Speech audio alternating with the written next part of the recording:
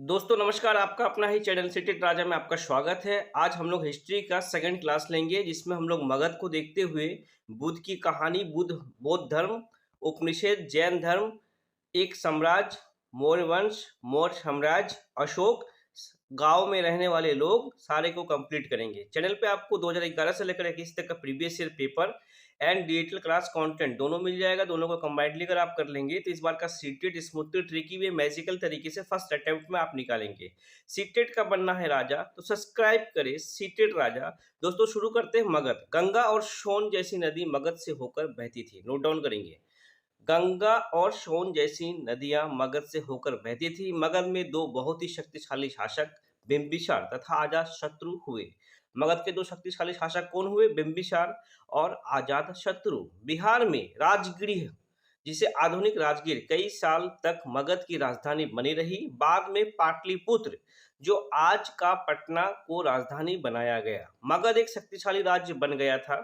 उसके नजदीक ही वज्जी राज्य था जिसकी राजधानी वैशाली, जिसे बिहार थी। यहाँ एक अलग किस्म के शासन व्यवस्था, जिसे गण या संघ कहते थे, उसे क्या कहते थे? गण या संघ कहते थे। बुद्ध तथा महावीर दोनों ही गण से संबंधित थे। नोट डाउन करेंगे, बुद्ध तथा महावीर दोनों ही गण या संघ से संबंधित थे। बुद्ध की कहानी को देखते हैं। बौद्ध धर्म के संस्थापक सिद्धार्थ थे, जिनका गौतम के नाम से भी जाना जाता था। उनका जन्म लगभग 2500 वर्ष पूर्व हुआ था। बुद्ध क्षत्रिय थे। बुद्ध क्या थे? क्षत्रिय थे तथा शाक्य नामक एक छोटे से गण से संबंधित थे। युवावस्था में ही ज्ञान की खोज में उन्होंने घर के सुखों को छोड़ दिया। उन्होंने बोध गया बिहार में पीपल के नीचे कई दिन तक तपस्या की। कहाँ पे की? बोध गया, जो कि बिहार में, और पीपल के नीचे उन्होंने तपस्या की। वो वाराणसी के निकट स्थित सारनाथ गए। कहाँ गए? वाराणसी से निकट। नोट डाउन करेंगे, वो बनारसी से निकट सारनाथ गए। उन्होंने पहली बार उपदेश दिया। कुशीनगर में उनकी मृत्यु से पहले शेष जीवन उन्होंने पैदल ही एक स्थान से दूसरे स्थान की यात्रा करने और लोगों को शिक्षा देने में व्यतीत किया। नोट डाउन करेंगे, उनकी मृत्यु कहाँ हुई थी गौतम बुद्ध की? कुशीनगर में। और सारनाथ सबसे पहला, और उन्होंने सबसे पहला प्रवचन भी सारनाथ में दिया था। नोट डाउन करेंगे। कभी कभी हम जो भी चाहते हैं वो प्राप्त कर लेने के बाद भी संतुष्ट नहीं होते हैं एवं और अधिक अथवा अन्य वस्तु को पाने की इच्छा करने लगते हैं। बुद्ध ने इस लिप्सा को ही तृष्णा कहा है, जो कि हम लोग एक इच्छा जो हम लोग जागृत करते हैं मन में कि कुछ अचीव कर लेंगे, ये कर लेंगे, उसी को ही उन्होंने क्या कहा? तृष्णा कहा। बुद्ध ने अपनी शिक्षा सामान्य लोगों की प्राकृत भाषा में दी है। बुद्ध ने शिक्षा किस लैंग्वेज में दी थी? प्राकृतिक भाषा में दी है। नोट डाउन करेंगे। आगे देखते हैं बौद्ध धर्म। जी हाँ, बौद्ध धर्म को नोट करेंगे। कुषाणों का सबसे प्रसिद्ध राजा कनिष्क था। कुषाणों का सबसे प्रसिद्ध राजा कौन था? कनिष्क था। उन्होंने करीब 1900 साल पहले शासन किया। बौद्ध धर्म दक्षिण पूर्व की ओर श्रीलंका, म्यांमार, थाईलैंड तथा इंडोनेशिया सहित दक्षिण पूर्व एशिया के अन्य भागों में भी फैला है। चीन बौद्ध तीर्थयात्री फाशियन काफी प्रसिद्ध थे। वो करीब 1600 साल पहले से आया। श्वेत सांग 1400 साल पहले भारत आया था। उन्होंने 50 साल बाद, उनके बाद इत्सिंग आया था। 50 साल बाद कौन आया था? इत्सिंग आया था। इनको नोट डाउन करेंगे। 1600 साल पहले कौन आया था? श्वेत सांग। 1400 साल पहले कौन आया था? श्वेत सांग 1400 साल पहले, और फिशियन 1600 साल। नोट डाउन कर लेंगे। श्वेत सांग, इनके बारे में कुछ और तथ्य देखते हैं। तथा अन्य तीर्थयात्री श्वेन स्वयं सांग तथा अन्य तीर्थयात्री ने उन समय के सबसे प्रसिद्ध बौद्ध विद्या केंद्र नालंदा बिहार में भक्ति मार्ग की चर्चा हिंदुओं के पवित्र ग्रंथ भागवत गीता में की थी। कहाँ पे की थी? भागवत गीता में। नोट डाउन करेंगे। भागवत गीता महाभारत का एक हिस्सा है। ये सीटेट में आ चुका है। भागवत गीता महाभारत का एक हिस्सा है। अब देखिए उपनिषद। उपनिषद उत्तर वैदिक ग्रंथों का एक हिस्सा था। उपनिषद क्या था? उत्तर वैदिक ग्रंथों का एक हिस्सा था। उपनिषद का शाब्दिक अर्थ है गुरु के समीप बैठना। उपनिषद का मतलब होता है गुरु के समीप बैठना, ज्ञान लेना। नोट डाउन करेंगे, गुरु के समीप बैठना उपनिषद कहलाता है। अब जैन धर्म के कुछ और तथ्य देखते हैं। लगभग 2500 वर्ष पूर्व जैन धर्म के 24वें तथा अंतिम तीर्थकर वर्धमान महावीर ने अपने विचारों का प्रचार किया। नोट डाउन करेंगे, 2500 वर्ष पूर्व जैन धर्म के 24वें तीर्थकर अंतिम तीर्थकर 24वें तथा अंतिम तीर्थकर वर्धमान महावीर ने भी अपने विचारों का प्रचार किया।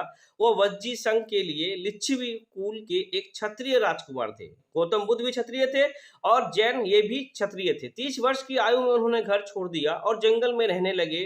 12 वर्ष तक उन्होंने कठिन व एकांकी जीवन व्यतीत किया। नोट डाउन करेंगे, वर्तमान रूप में उपलब्ध जैन धर्म की शिक्षाएं लगभग 1500 वर्ष पूर्व गुजरात में बल्लभी नामक स्थान पे लिखी गई। कहाँ पे लिखी गई? 1500 वर्ष पूर्व गुजरात में बल्लभी नामक स्थान पे लिखी गई। जैन शब्द जिन शब्द से निकला है जिनका अर्थ है विजेता। क्या है? विजेता जैन शब्द का अर्थ है। जैन तथा बौद्ध धर्म जिस समय लोकप्रिय हो रहे थे, लगभग उसी समय ब्राह्मणों ने आश्रम व्यवस्था का विकास किया। नोट डाउन करेंगे, जब जैन धर्म फल फूल रहा था, बौद्ध धर्म फल फूल रहा था, तब ब्राह्मणों ने आश्रम व्यवस्था का विकास किया। महावीर ने अपनी शिक्षा प्राकृतिक में दी है। नोट डाउन करेंगे, गौतम बुद्ध ने भी प्राकृतिक में दिया था और महावीर ने भी अपना शिक्षा प्राकृतिक भाषा में दिया था। नोट डाउन करेंगे, चेक करेंगे अभी संघ। जी हाँ, महावीर तथा बुद्ध दोनों का ही मानना था घर का त्याग करने पर ही सच्चे ज्ञान की प्राप्ति हो सकती है। नोट डाउन करेंगे, महावीर और बुद्ध दोनों का ही मानना था। ऐसे लोगों के लिए उन्होंने संघ नामक संगठन बनाया जहां घर का त्याग करने वाले लोगों को एक साथ रह सके। संघ में रहने वाले बौद्ध भिक्षुओं के लिए बनाया गया था नियम विनय पिटक नामक ग्रंथ में मिलते हैं। नोट डाउन करेंगे, बौद्ध भिक्षुओं के लिए जो बनाया गया नियम था वो नियम को विनय पिटक नामक ग्रंथ में मिलते हैं। नोट डाउन करेंगे। अब आगे चेक करते हैं, एक साम्राज्य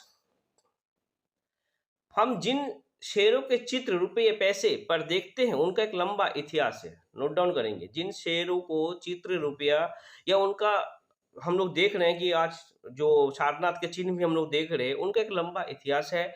उन्हें पत्थरों को काट कर बनाया गया, फिर उन्हें सारनाथ में एक विशाल स्तंभ पे स्थापित किया गया। आज जो अशोक स्तंभ भी देखते हैं वो सारनाथ में विशाल स्तंभ में स्थापित किया गया। अशोक जिस साम्राज्य पर शासन करते थे उसकी स्थापना उनके दादा चंद्रगुप्त मौर्य ने 2300 साल पहले की थी। एक तो क्वेश्चन ये बन गया कि अशोक के दादा कौन थे? चंद्रगुप्त मौर्य थे और लगभग 2300 साल पहले की थी। चाणक्य या कौटिल्य नाम के एक बुद्धिमान व्यक्ति ने चंद्रगुप्त की सहायता की थी। चाणक्य या कौटिल्य नाम के व्यक्ति ने एक बुद्धिमान व्यक्ति थे जो अर्थशास्त्री ज्ञाता भी माना जाता है चाणक्य को, और चंद्रगुप्त की सहायता की थी। वंश जब एक ही परिवार के कई सदस्य एक के बाद एक राजा बनते हैं तो उन्हें एक ही वंश का कहा जाता है। नोट डाउन करेंगे। अब चेक करेंगे मौर्य वंश को, मौर्य साम्राज्य को। मौर्य वंश में 3 महत्वपूर्ण राजा हुए, चंद्रगुप्त, उसका बेटा बिंदुसार और बिंदुसार का पुत्र अशोक। नोट डाउन करेंगे, मौर्य वंश में 3 राजा महत्वपूर्ण हुए, चंद्रगुप्त और उसका बेटा बिंदुसार और बिंदुसार के पुत्र अशोक।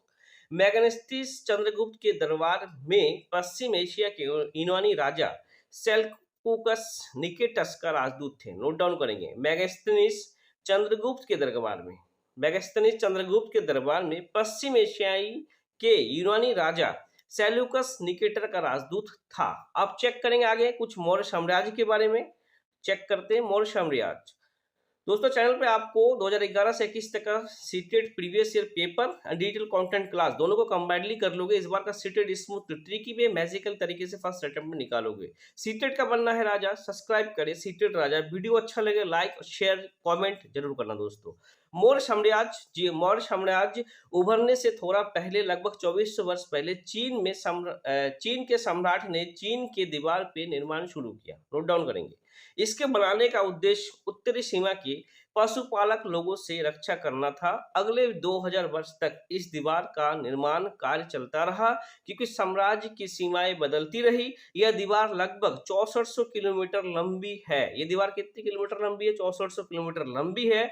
हर 100-200 मीटर की दूरी पर इन पे निगरानी करने के लिए बुर्ज बने हुए थे। क्या बने हुए थे? बुर्ज बने हुए थे। अब चेक करते हैं सम्राट अशोक। जी काफी इंपॉर्टेंट है, इनसे बार बार क्वेश्चंस आते हैं। सम्राट अशोक को चेक करेंगे।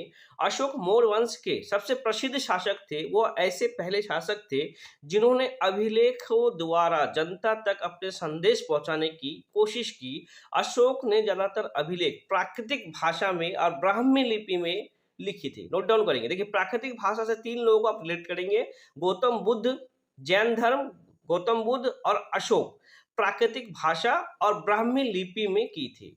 धम्म संस्कृत शब्द धर्म का प्राकृतिक रूप है। धम्म संस्कृत शब्द धर्म का प्राकृतिक रूप है। नोट डाउन करेंगे। कलिंग तटवर्ती उड़ीसा का प्राचीन नाम है कलिंग, जहां पे अशोक ने अपना युद्ध को छोड़ा था। और इससे क्वेश्चन सीटेड में आ भी चुका। कलिंग तटवर्ती उड़ीसा का प्राचीन नाम है कलिंग। कलिंग के युद्ध में ही उन्होंने युद्ध को छोड़ा था। अशोक बुद्ध के उपदेशों से भी प्रेरित थे। किनके? बुद्ध के। अशोक ने धम्म के विचारों को प्रसारित करने के लिए सीरिया, मिस्र, ग्रीस तथा श्रीलंका में भी अपने दूतों को अशोक ने भेजा। अब आगे चेक करेंगे दोस्तों, एनसीईआरटी का पैटर्न। गांव में रहने वाले लोग तमिल क्षेत्र में बड़े भूस्वामियों को बेलल्ला, साधारण हलवाओं को उनवार और भूमिहीन मजदूर दास, केडिसियार और आदिमाई कहलाते थे। नोट डाउन करेंगे, इससे क्वेश्चंस आ चुका है। भूस्वामी को बेलल्ला, हलवाहों को उनवार और भूमिहीन मजदूर दास को केडिसियार और आदिमाई कहलाते थे। गांव का प्रधान व्यक्ति ग्राम भोजक कहलाता था। अक्सर एक ही परिवार के लोग इस पद पर कई पीढ़ियों तक बने रहते थे, यानी कि यह पद आनुवंशिक था। ग्राम भोजक के अलावा अन्य स्वतंत्र कृषक भी होते थे, जिन्हें कृषक को गृहपति कहते थे। कृषक को क्या कहते थे? गृहपति कहते थे। नोट डाउन करेंगे। जातक वो कहानियां हैं जो आम लोगों में प्रचलित थी। बौद्ध भिक्षुओं ने इनका संकलन किया। जातक के प्राचीन शहरों के बारे में वहां एक नाविक तथा यात्रियों के विवरणों द्वारा भी पता चलता है। नोट डाउन करेंगे। आगे कुछ पॉइंट देखेंगे आहत सिक्के के बारे में। जी हाँ, आहत सिक्के सामान्यतः आयताकार और कभी कभी वर्गाकार या गोले होते थे। ये धातु की चादर को काटकर या धातु के चपटे गोलिकाओं से बनाए जाते थे। इन सिक्कों पर कुछ लिखा हुआ नहीं था, बल्कि इन पर कुछ चिन्ह ठप्पे से बनाए जाते थे। नोट डाउन करेंगे, चिन्ह और ठप्पे से बनाए जाते थे, इसलिए इसे आहत सिक्का कहलाते थे। यह उपमहाद्वीपों के लगभग अधिकांश हिस्से में पाए जाते थे और ईसा की भी आरंभिक सदियों तक ये प्रचलन रहा। नोट डाउन करेंगे, ईसा के आरंभिक तक यह प्रचलन में रहा। ये सिक्के, जैसे आहत सिक्के, ठप्पे मोहर बनते थे। नोट डाउन करेंगे। सिक्के, अब सिक्के से कुछ पॉइंट देखते हैं। चांदी या सोने के सिक्के पे विभिन्न आकृति को आहत कर बनाए जाने के कारण इन्हें आहत सिक्का कहा जाता था। मथुरा एक धार्मिक केंद्र भी रहा। यहाँ बौद्ध विहार और जैन मंदिर कहाँ पे है? मथुरा। यह कृष्ण भक्ति का एक महत्वपूर्ण केंद्र था मथुरा। मथुरा के अभिलेखों में सुनारों, लोहारों, बुनकरों, टोकरी बुनने वाले, माला बनाने वाले और इत्र बनाने वाले का भी उल्लेख मिला है। नोट डाउन करेंगे।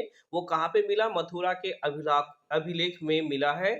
सुनार, लोहार, बुनकर, टोकरी बुनने वाला, माला बनाने वाले और इत्र बनाने वाले का उल्लेख भी मिला है। अरिका मेडू, आगे चेक करेंगे अरिका मेडू के बारे में। इनसे क्वेश्चंस आ भी चुका, इंपॉर्टेंट पॉइंट भी है। लगभग 2200 से 1900 साल पहले अरिका मेडू एक पत्तन था। क्या था? एक पत्तन था। यहाँ दूर दूर से आए जहाजों से सामान उतारे जाते थे। अरिका मेडू, यह भूमध्य सागरीय क्षेत्र के एम्फोरा जैसे पात्र यहाँ पे मिला। कहाँ पे? एम्फोरा जैसे पात्र यहाँ पे मिले थे। साथ ही यह एरेटाइन जैसे मुहर लगे लाल चमकदार बर्तन भी मिले। इन्हें इटली के एक शहर के नाम पे एरेटाइन पात्र के नाम से जाना जाता है। नोट डाउन करेंगे, इटली के एक शहर एरेटाइन के पात्र के नाम से जाना जाता है। रोम चेक करेंगे। रोम एक बहुत बड़े साम्राज्य की राजधानी था। यह यूरोप, उत्तरी अफ्रीका तथा पश्चिमी एशिया तक फैला साम्राज्य था।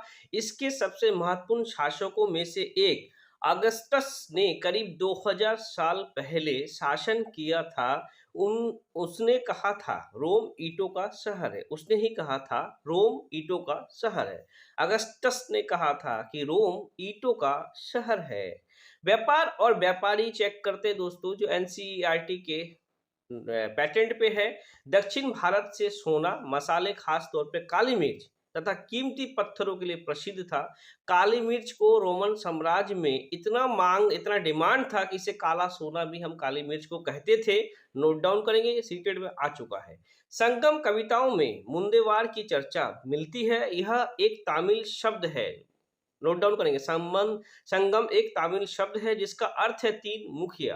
संगम का अर्थ क्या है? तीन मुखिया। जहां पे मूवेंद्रों का चर्चा मिलता है, एक तमिल शब्द है। सातवाहनों का सबसे प्रमुख राजा गौतमी पुत्र श्री सातकर्णी था। नोट डाउन करेंगे, सातवाहनों का सबसे प्रमुख राजा गौतमी पुत्र सातकर्णी था। अब रेशम मार्ग को चेक करते हैं, काफी इंपॉर्टेंट रेशम मार्ग है। रेशम बनाने की तकनीक तथा आविष्कार सबसे पहले चीन में करीब 7000 साल पहले हुआ था। नोट डाउन करेंगे, रेशम सबसे पहले चीन में 7000 वर्ष पहले जिस रास्ते से लोग यात्रा करते थे उसे रेशम मार्ग यानी कि सिल्क रूट के नाम से प्रसिद्ध था। सिल्क रूट नियंत्रण रखने के लिए शासकों में सबसे प्रसिद्ध थे कुषाण। नोट डाउन करेंगे, सबसे प्रसिद्ध कौन थे? कुषाण थे। सिल्क रूट को जो नियंत्रण में कंट्रोल में रखते थे। पेशावर और मथुरा इनके दो मुख्य शक्तिशाली केंद्र था। तक्षशिला भी इनके ही राज्य का हिस्सा था। इलाहाबाद का पुराना नाम क्या था? उज्जैन था। नोट डाउन करेंगे, इलाहाबाद जिसे आज हम वर्तमान प्रयागराज कहते हैं, उनका नाम उज्जैन था। पटना का ओल्ड नाम पाटलिपुत्र था। ये गुप्त शासक के महत्वपूर्ण केंद्र थे। अब आगे कुछ चेक करेंगे वंशावली, और इससे भी क्वेश्चन सीटेड में आ चुका। चंद्रगुप्त गुप्त वंश के पहले शासक थे। चंद्रगुप्त गुप्त वंश के पहले शासक थे। नोट डाउन करेंगे, जिन्हें महाराजा धीराज जैसी उपाधि धारण करने और समुद्रगुप्त ने भी ये उपाधि धारण की थी। कवि कालिदास और खगोल शास्त्री आर्यभट्ट उनके दरबार में थे। नोट डाउन करेंगे, कितना इंपॉर्टेंट पॉइंट है। चंद्रगुप्त गुप्त वंश के पहले शासक थे जिनको महाराजा धीराज जैसी उपाधि धारण किया। समुद्रगुप्त को भी ये उपाधि मिली थी। कवि कालिदास, खगोल शास्त्री आर्यभट्ट उनके दरबार के दरबारी थे। नोट डाउन करेंगे। हर्षवर्धन तथा हर्षचरित्र, राजा हर्षवर्धन जिन्होंने करीब 1400 साल पहले शासन किया, उनके दरबारी कवि वानभट्ट ने संस्कृत में उनकी जीवनी हर्षचरित्र लिखी थी। चीन तीर्थयात्री श्वेत सॉन्ग काफी समय के लिए हर्ष के दरबार में श्वेत सॉन्ग थे। नोट डाउन करेंगे। आगे चेक करेंगे पल्लव, चालुक और पुलकेशियन द्वितीय को। पल्लव, चालुक और पुलकेशियन द्वितीय, इन्हें कंप्लीट करेंगे। पल्लवों का राजा उनकी राजधानी कांचीपुरम के आसपास के क्षेत्रों से लेकर कावेरी नदी के डेल्टा तक फैला था, जबकि चालुक राजा कृष्णा और तुंगभद्रा नदियों के बीच स्थित था। चालुक्यों की राजधानी ऐहोल थी। चालुक्यों की राजधानी क्या थी? ऐहोल थी। यह एक प्रमुख व्यापारिक केंद्र था। पुलकेशियन द्वितीय सबसे प्रसिद्ध चालुक राजा थे। उनके बारे में दरबारी कवि रवि कीर्ति द्वारा रचित प्रशस्ति से पता चलता है। किनसे पता चलता है? रवि कीर्ति के प्रशस्ति से पता चलता है। प्रशासन की प्राथमिक इकाई गांव होता है। नोट डाउन करेंगे, प्रशासन की प्राथमिक इकाई क्या होता है? गांव होता है। कालिदास अपने नाटकों में राजा दरबार के जीवन के चित्रण के लिए प्रसिद्ध थे। कालिदास, उनका सबसे प्रसिद्ध नाटक अभिज्ञान शंकुतलम है। अभिज्ञान शंकुतलम है कालिदास का सबसे प्रसिद्ध नाटक। अरब में रहने वाले लोग अन्य लोगों में बेदुइन थे जो कि घुमक्कर कबीले के होते थे। नोट डाउन करेंगे। दोस्तों नेक्स्ट वीडियो में हम लोग धातु विज्ञान इसको कंप्लीट करेंगे। अजंता, पुराण, आर्यभट्ट, आयुर्वेद, शब्दावली, टोटल चीजों को कंप्लीट करेंगे। चैनल पे आपको 2011 से लेकर 21 तक का previous year paper, digital class content दोनों को कंबाइनली कर लेंगे। इस बार का सीटेट स्मूथली, ट्रिकी में, मैजिकल तरीके से फर्स्ट अटेम्प्ट में आप निकालोगे। सीटेट का बनना है राजा, सब्सक्राइब करें सीटेट राजा। जय हिंद, जय भारत।